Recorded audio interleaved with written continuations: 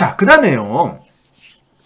그 다음에 외환보유액이, 그러니까 우리가 항상 그래요. 정부가 당국자들이, 예?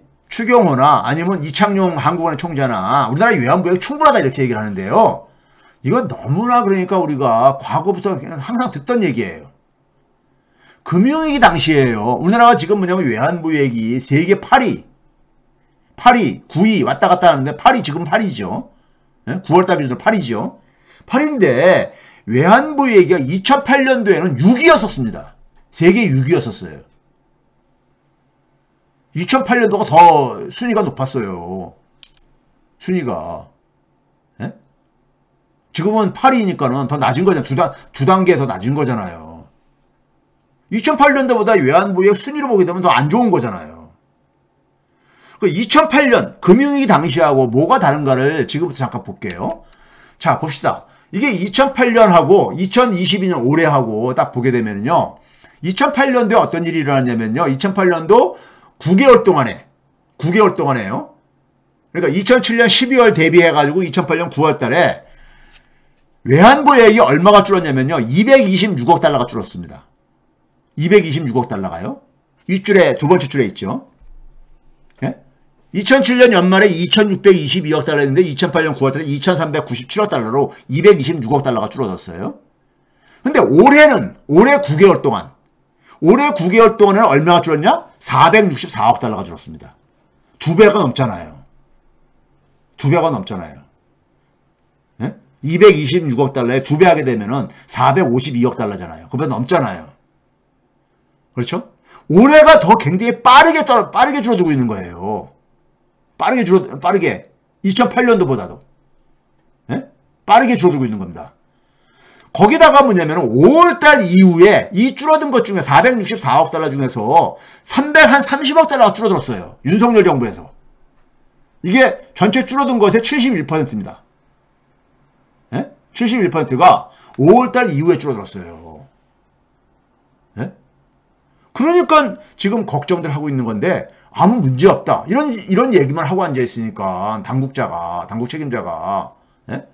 이거는 그러다 보니까 지금 시장 상황이 굉장히 빠른 속도로 악화되고 있죠.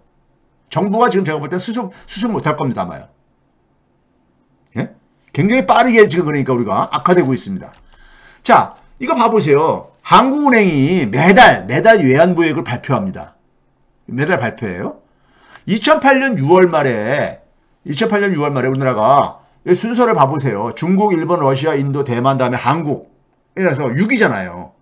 5월 말 현재, 아니 6월 말 현재예요. 그러니까 6월 말 기준으로요. 그러니까 2008년도에 금융위기가 9월 달부터 막 이제 그러니까 리먼 브러스가 파산하고 막 이런 이제 그러니까 본격적으로 그러니까는 미국의 금융 시스템들이 붕괴되고 막 이런데 그 전인 6월 말에 6위였었어요.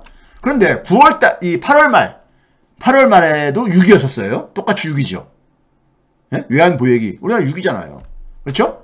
그 다음에 이게 12월 말, 그해 말에는 그러니까 막 환율이 그러니까 우리가 막 1,500원만 원 넘고 막 이럴 때였었습니다.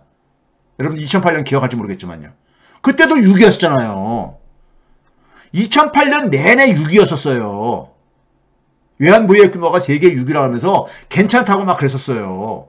근데 지금은 외환보유액이 우리나라 8위입니다. 8위. 예? 그때보다 순위는 더 뒤처진 거잖아요. 떨어진 거잖아요. 예?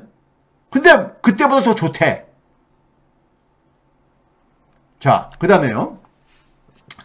그 당시에 우리가 최근에 아직도 지금 얘기 갔죠. 제가 이제 이 한미 통화 수합은 되지 않을 거가 자꾸만 정부가 국민들에게 헛된 그러니까 이 기대감만 이렇게 불어넣는다 이렇게 얘기했잖아요.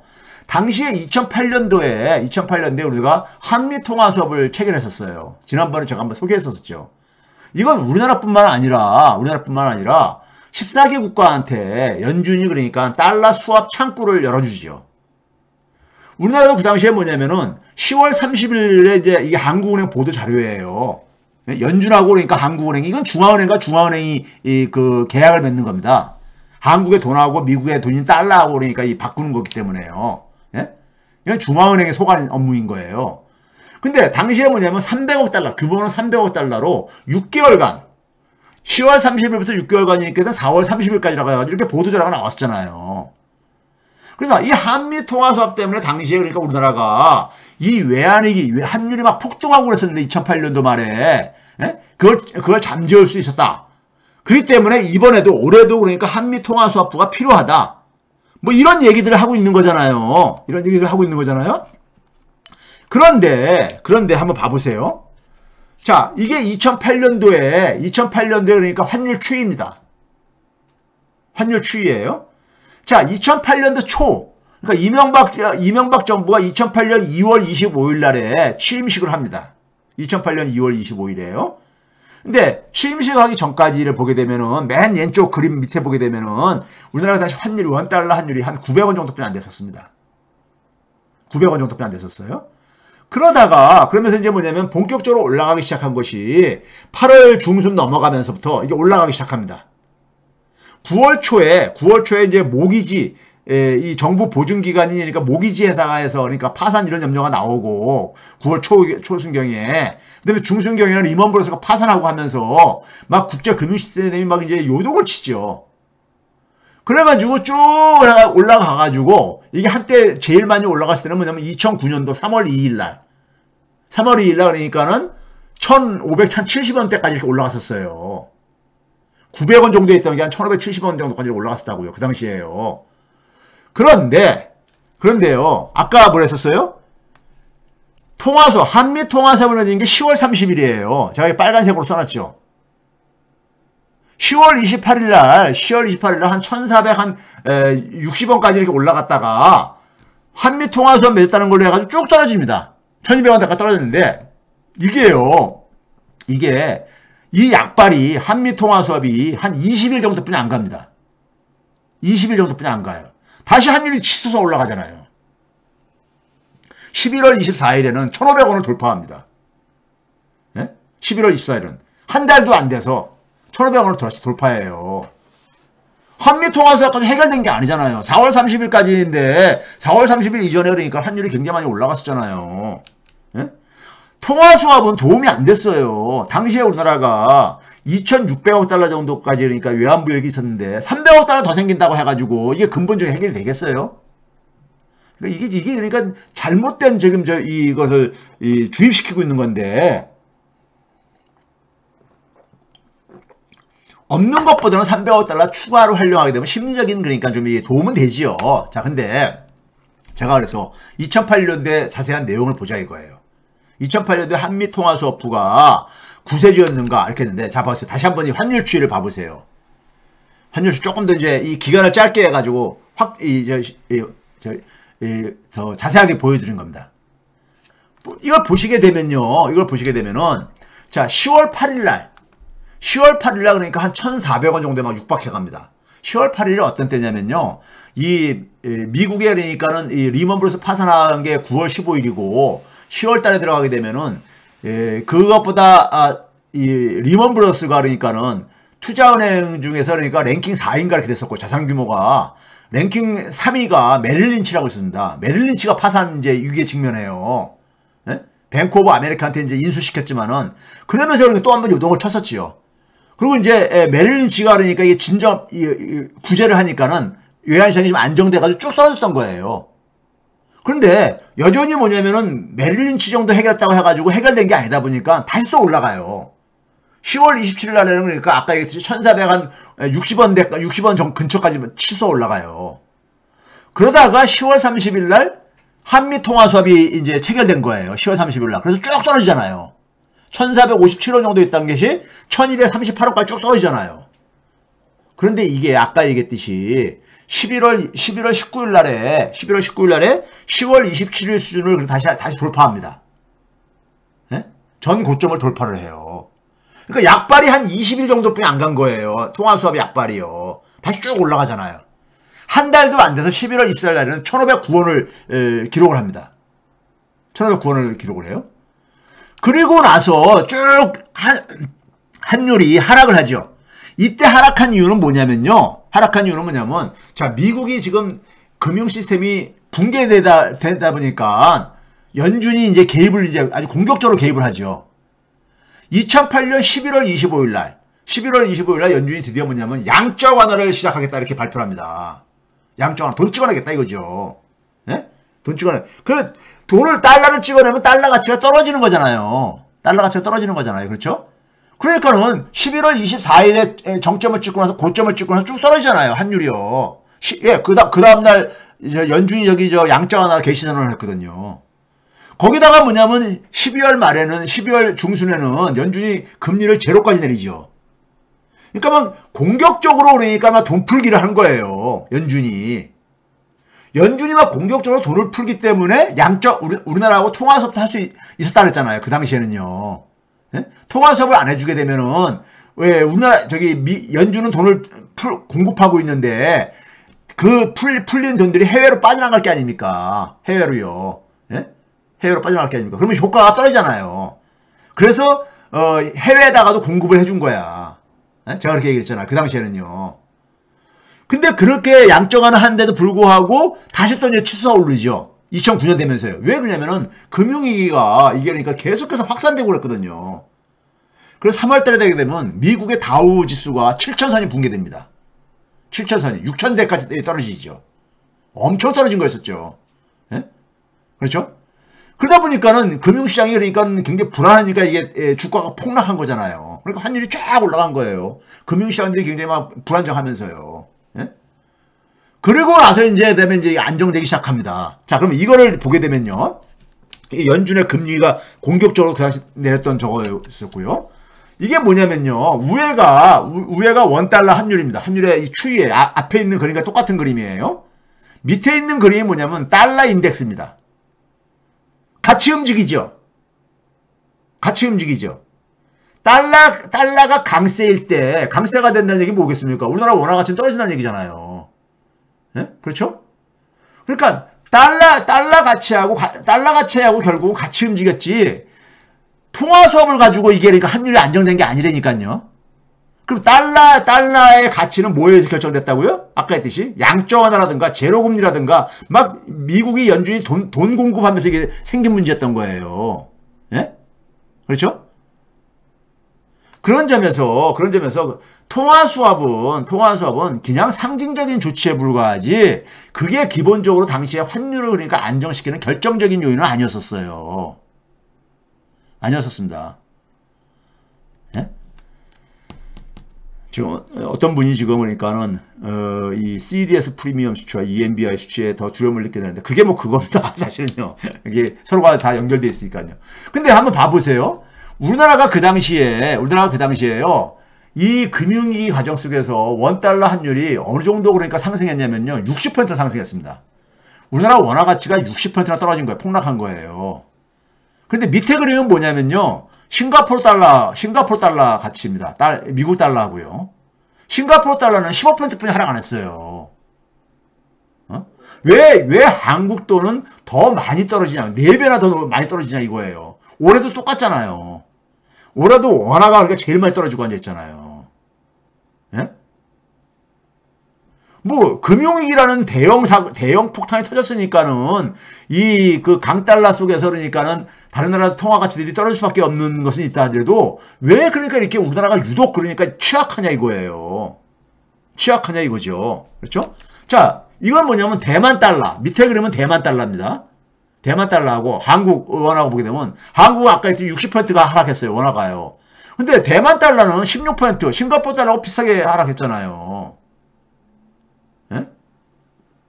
왜 우리나라가 대만하고 싱가포르보다 경제 규모가 작습니까? 아니면 우리나라가 그들보다 못한 나라입니까? 예? 왜 원화가 이렇게 맥을 못 쓰냐 이거죠. 예? 맥을 못 주냐 이거죠. 그렇죠? 이거를 그러니까 해결을 해야죠. 이거를 해결을 해야 되는 문제잖아요. 그렇죠? 해결을 해야 되는 문제인 겁니다. 그렇죠? 그러면은 이 문제를 보기 위해서 이거 봐보세요. 금융위기 당시에도요. 외환보유액 대비 단기외채가 그냥 급증을 합니다. 왜냐면 외환보유액은 줄어들고 단기외채는 증가하고 그러다 보니까 이게 빠른 속도로 악화되는 거예요. 빠른 속도로 악화되면서 환율이 폭등을 했던 거예요. 예? 즉 뭐냐면 아까 했듯이 수입액하고 단기의 상환의 금액이 방어하기 충분치가 않다고 보고 있었던 거죠. 예?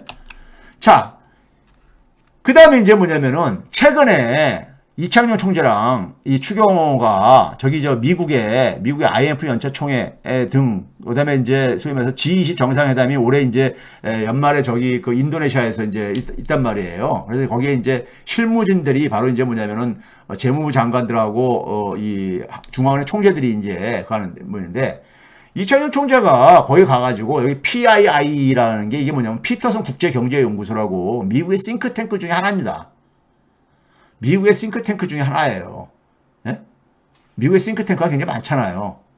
거기 가가지고 이제 강연이라기보다도 그냥 스피치를 했어요. 그러니까 이제 한국은행 입장을 이제 좀 이제 와서 얘기해 보라 이제 했던 것 같은데, 이게 이제 국내 이제 그러니까 이게 보게 되면은 YTN의 뉴스에 소개된 거 여기저기서 보도가 됐죠. 근데 이창용 총재가 거기 가서 그 하면서 뭐라고 했냐면은 미국의 추이를 보면서 금리를 결정하겠다 이런 얘기를 하고, 근데 통화스와프에 대해서는 자기는 부정적으로 생각한다 이런 얘기를 했어요. 통화스와프가 만병통치약도 아니고, 만병통치약 아니라는 건 맞죠. 제가 앞에서 얘기했듯이 통화스와프가 그러니까 별 필요 없다 뭐 이런 식의 얘기인 거예요. 그런데 이게 지금 강연장의 모습입니다. 여기 보시게 되면 기자들 빼고 한국 사람들 뭐 사람들 빼고 외국 사람들 몇 명이나 있는 거 한번 봐보세요. 예? 좀 국내에서도 좀 많이 좀 이렇게 소통하는 자리를 좀 가졌으면 좋겠어요. 소통을 잘 못하던데, 예? 좀 했으면 하는 제가 좀 그 권유를 좀 드리고요. 드린다고 해서 들릴지 모르겠지만은. 자, 그런데 이렇게 부정적이라고 해놓고 나서 저게 15일날 강연을 했어요. 그리고 나서 뭐냐면은 국내 기자들하고 뭐냐면 워싱턴 DC에서 커피 한 잔 마시면서 이제 기자들하고 이제 그러니까 토킹을 한 거죠. 여기서 뭐라고 했냐면은 연준이 적절한 시점에 통화스와프를 할 것이다. 앞에서는 그러니까 강연할 때는 통화스와프 부정적이라고 해놓고 여전히 그러니까 연준한테 매달리고 있는, 예? 연준한테 그동안 계속 매달린 거야. 추경호 부총리나 아니면 이창용 한국은행 총재는 계속해서 매달린 거예요. 제가 매달렸다고 단언하는 이유는 그 근거가 있기 때문에 그런 거예요. 매달렸는데, 아니 강연에서는 그러니까 부정적이라고 얘기하고 그 다음날엔 그러니까 기자들 앞에서는 그러니까 연준이 적절한 시점에 해줄 거다. 연준이 해주는 조건은 제가 얘기했잖아요.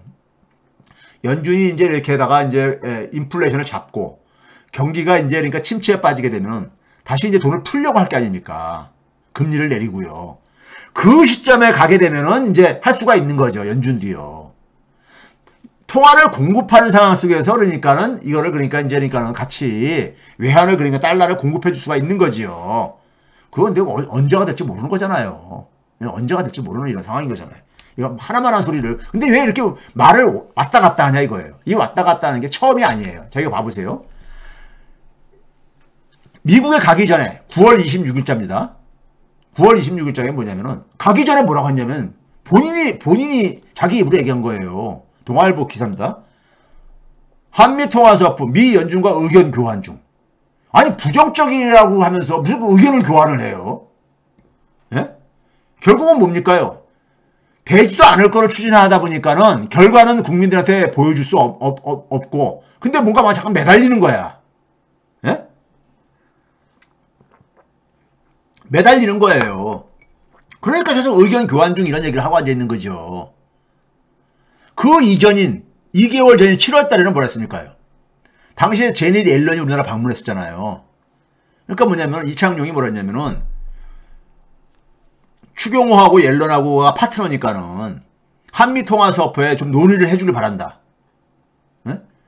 자기의 파트너 아니니까 제닛 옐런이 이렇게 통화스와프 하고 싶어하는 마음이 속에 가득 있으면서, 네? 미국에서 미국 피터슨 국제연구소에 가가지고는, 네? 미국 사람들 앞에서 그 얘기 못 하거든요. 왜 그러냐면은 그 사람들은 그러니까 이게 니네들이 그러니까 무슨 요청한다고 해서 해줄 이런 문제가 아닌 거 알고 있거든요. 거기서는 그러니까 그런 얘기 못 하는 거야. 나 뜨거워서. 근데 그 뒤로 돌아서서 계속해서 우리 좀 통화 수업 좀 해줄 수 없냐? 달러 수업 좀 해줄 수 없냐? 이렇게 매달리고 있는 거야, 이게. 그러니까요. 예? 국민들한테, 그러니까 이런 게 가끔 나가니까 국민들은, 정부가 열심히 뭐 하는가 보다. 통화스와프, 달러 스와프 얻어내려고. 근데 결과는 없잖아요, 항상이요. 그렇죠? 이거는 추경호도 마찬가지예요. 이게 5월 달에, 우회 기사는요, 한미통화사업 재개가 중요하다. 정상회담에서 안건으로도 검토하고 있다. 이렇게 시작을 했어요. 근데 최근에 미국에 가서 이창용하고 더불어서 같이 가가지고 거기서 또 이제 기자간담회 하면서 그러는 거야. 한미통화사업 깜짝 발표 없다. 되지 않을 거거든. 지네들도 해봤는데 안 되는 거 알거든. 예? 참. 이거 안 되는 거 알면서 왜 이거를 그러니까 정상회담 안건까지 검토하고, 예? 이거를 그러니까 이렇게 이렇게 했으니 얼마나 그냥 매달렸겠어요. 좀 해달라고. 되지도 않는 거를. 이게 지금 윤석열 정부의 예교 문제를 포함을 해가지고 모든 문제가 다 이래요, 지금. 네? 모든 문제가 지금 이런 상황인 겁니다. 네? 모든 상황이요. 자, 제가 이 채팅창이 꺼져가지고 다시 좀 채팅창 좀 다시 열고서는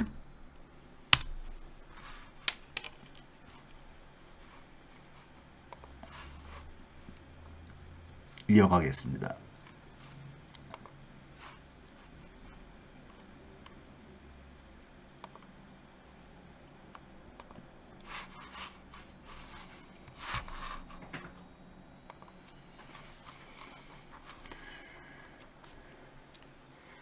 자, 그 다음에요.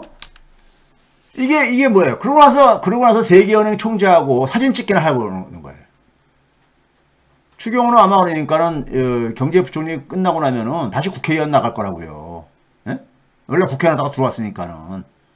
이거 가서 이제 홍보해가지고 국민들한테 그러니까 표 구걸하려고 이런 사진들 축적해 놓는 거죠. 축적해 놓는 거예요. 그러니까요. 일을 안 하고. 일을 안 하고. 그러니까 이 사람들한테 뭘 기대할 수 있겠어요. 자,